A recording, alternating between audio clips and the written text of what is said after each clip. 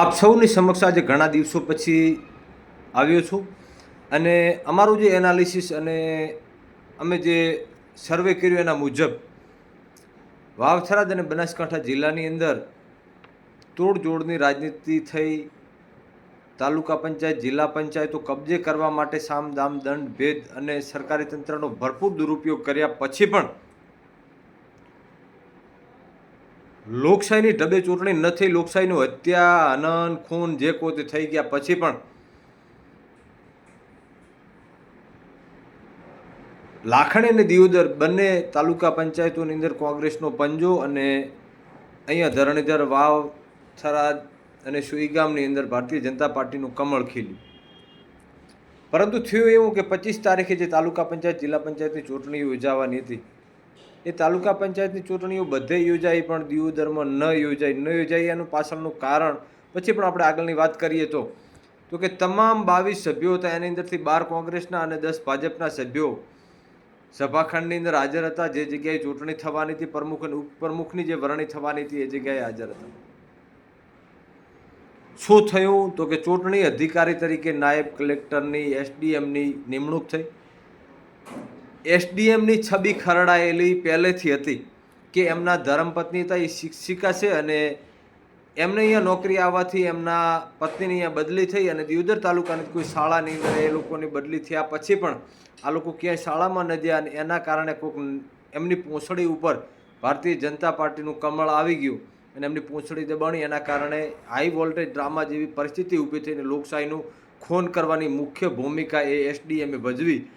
એ અમારા સોર્સ, અમારું સર્વે અને પત્રકારની ભૂમિકા કે કારણ કે ચૂંટણીનો સમય જે આપ્યો હતો એ સમય કરતાં ઘણા બધા મોડા થયા. ચૂંટણી અમુક તાલુકાની અંદર થઈ ગયા પછી એસડીએમ પહોંચે છે. એસડીએમ પહોંચે છે ત્યારે ભારતીય જનતા પાર્ટીના 2 સભ્યો આમને સામને આવીને બબાલ કરે છે. તો ચૂંટણી અધિકારી પાસે સતત 5 વાગ્યા સુધીનો સમય હતો, પરંતુ એવું ના કર્યું. શું કર્યું કે પ્રી પ્લાન મુજબ ગોઠવેલી આ એક સાજિશ હતી. આ એક હુમલો હતો, લોકશાહી ઉપર હુમલો હતો અને હુમલાની પ્રી પ્લાનિંગ ગોઠવેલી હતી. ત્યારે તરત 10, 15 કે 20 મિનિટની અંદર ડિસિઝન લઈને કે ભાઈ આ ચૂંટણી મોકૂફ રાખવામાં આવે છે અને આગામી ચૂંટણી 27 તારીખના દિવસે આપણે કરશું. ત્યારે કોંગ્રેસ પાર્ટીનું પ્રતિનિધિમંડળ ગાંધીનગર હોય, વાવ-થરાદ જિલ્લાના કલેક્ટર સાહેબને બધાને મળી અને ખૂબ રજૂઆત કરી કે ભાઈ શાંતિ સુલેહથી અને લોકશાહીની ઢબે આ ચૂંટણી થાય અને આજના દિવસની અંદર ચૂંટણી થઈ જાય. પણ એવું થયું નહીં, કારણ કે આ ચૂંટણી નથી થવાની. લોકશાહીનું ગળું ઘૂંટવાનું હતું, એનું ગળું દબાવવાનું હતું, લોકશાહીની હત્યા કરવાની હતી. એના પછી 27 તારીખના દિવસે ફરી જે સમય આપ્યો એ સમયના નિર્ધારિત ચૂંટણી અધિકારી હાજર રહેતા નથી. ત્યારે અહીંયા કોંગ્રેસની અંદર જે પ્રસ્તુતા પીડા ભોગવતી બેન છે ડિલિવરીવાળી, એ પણ અહીંયા હાજર થયા. ડૉક્ટરોની ટીમ હાજર થઈ અને સભાખંડની અંદર બહાર ખાટલો લઈ અને પંખા નીચે આ બાઈ આરામ કરે છે. એમને લોકશાહી બચાવી છે.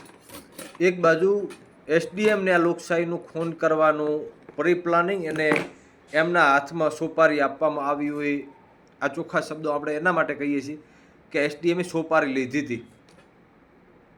અને 25 તારીખના દિવસે જે બનાવ બન્યો અને લોકોની વચ્ચે જવાથી કોઈ નાના મોટા ઇસ્યુની સામે જાનથી મારી નાખવાની ધમકી હોય કે ભાઈ માથાની અંદર મોટી ઈજાઓ થઈ હોય અને મરતા બચ્યા હોય એવી 307ની કલમ લગાવીને ઘણા બધા લોકોની સામે એફઆઈઆર નોંધાવીને એના ફરિયાદી એસડીએમ થયા એમને સમાચાર મળ્યા. 27 તારીખના દિવસે ચૂંટણીની અંદર હાજર થવાના સમયે આ ભાઈની તબિયત લથડી છે, આવું જાણવા મળ્યું. એસડીએમની તબિયત લથડી બરાબર છે. આ બેન જે ડિલિવરીવાળી હતી, પહેલાં પ્રથમ તો એમની પોઝિશન ખૂબ ખરાબ હતી અને વધારે સારવારની જરૂર એમને હતી. છતાંય આ ભાઈ લોકશાહીને બચાવવા માટે કરી અને આ તાલુકાના જે કેન્ડિડેટ છે એ ત્યાં હાજર રહ્યા. ડૉક્ટરોની ટીમ હાજર રહી, સેવાની અંદર લોકો પણ જોડાયા. ત્યારે સિવિલની અંદર પાલનપુર આ ભાઈ સારવાર લે છે. ત્યાંથી જમવા માટે એમના ઘેરે જાય છે એવા અમને સમાચાર મળે છે. એટલે તમે બીમાર છો, તમને ખાવા છે ને ગળાને છે ઉતરે. બરાબર, ખાઈ પીને પાછા સિવિલની અંદર પાછા એડમિટ થઈ જાય છે. અને પછી ફરી વખત જે આજે આપણે વિડીયો બનાવીએ છીએ ત્યારે આવતીકાલે ચૂંટણી રાખવાની વાત સાંભળી છે 11 વાગ્યાની. અને આખા ગુજરાતની અંદર આ ચર્ચા ઊભી થઈ કે ભાઈ બનાસકાંઠા જિલ્લાનું નવું વિભાજન થયું. એની અંદર વાવથરા જિલ્લાની અંદર પ્રથમ તાલુકા જિલ્લા પંચાયતની ચૂંટણીઓની અંદર દિયોદર તાલુકા પંચાયતની ચૂંટણીની અંદર લોકશાહીની હત્યા ભારતીય જનતા પાર્ટીના ખોળે બેસેલા એસડીએમે કરી. આવું ખૂબ મીડિયાએ લખ્યું, જાહેર જીવનના માણસોએ લખ્યું, કોંગ્રેસ પાર્ટીના આગેવાનોએ કીધું અને લોકશાહીની અંદર માનવાવાળા લોકોએ કીધું. પરંતુ દુઃખ એ વાતનું થયું કે આખા બનાસકાંઠા જિલ્લા અને વાવથરા જિલ્લાની અંદર ભારતીય જનતા પાર્ટીની અંદર અટલ બિહારી વાજપેયીની ભાજપનો એક પણ કાર્યકર્તા એવો નહોતો કે જેમણે આ હત્યા ન થાય, લોકશાહીની ઢબે ચૂંટણી થાય અને આવા અધિકારીઓની સામે કાયદેસરની કાર્યવાહી થાય અને આની તપાસ ખરેખર સોંપવામાં આવે. કારણ કે ચૂંટણી છે આ દેશનું ભવિષ્ય છે અને આવી તપાસ સીબીઆઈને સોંપવામાં આવે કે 2-5 નિવૃત્ત જજો એને સોંપવામાં આવે, એની ટીમ બને કે ભાઈ આ એનું કારણ ક્યાંથી ઊભું થયું છે અને આવા અધિકારીઓને સીધે આ લોકોને ફાંસીના મોચડે ચડાવી દેવામાં આવે. બીજી વખત ભારત દેશની અંદર આવું ક્યાંય ના બને. પરંતુ દાખલારૂપ કહેવામાં આવે અને કાઢવામાં આવે વરઘોડા કોના કે નાના માણસોના અને પોલીસના તાયફાઓ દેખાય. તમને સ્ટાર મળ્યો છે, શાના માટે મળ્યો છે અને તમારે શું કરવાનું છે? તો કે પોલીસને લોકરક્ષક થઈને કામ કરવાનું. ચૂંટણી પંચ નિષ્પક્ષ હોવું જોઈએ, એને કોઈનાથી કાંઈ લેવા દેવા ન હોય. પરંતુ હિટલરશાહી, અંગ્રેજો અને આતંકવાદીઓના બાપ આ ભારતીય જનતા પાર્ટીના નેતાઓ. કારણ કે અમે એના માટે કહીએ છીએ કે આટલા દિવસ જ્યાં પછી પણ એક બનાસકાંઠા કે વાવથરા જિલ્લાના ભારતીય જનતા પાર્ટીના કાર્યકર્તાનો મેં વિડીયો નથી જોયો, કોઈ હોદ્દેદારનો વિડીયો નથી જોયો. આવું ન થવું જોઈએ.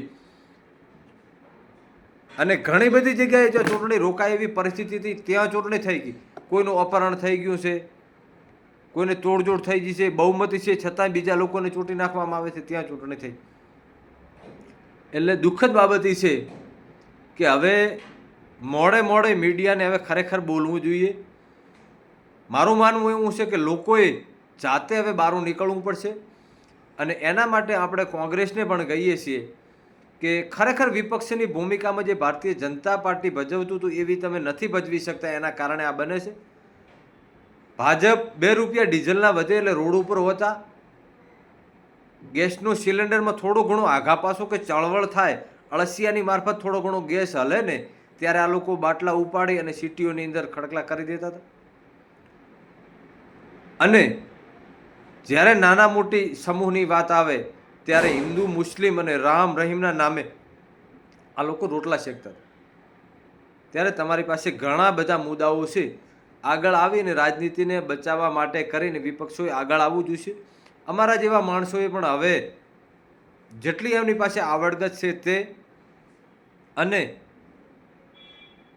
લોકોના જે સોચ છે એ લોકોની વચ્ચે મૂકવા જોઈશે અને પરિસ્થિતિ સાચી લોકોને બતાવવી પડશે.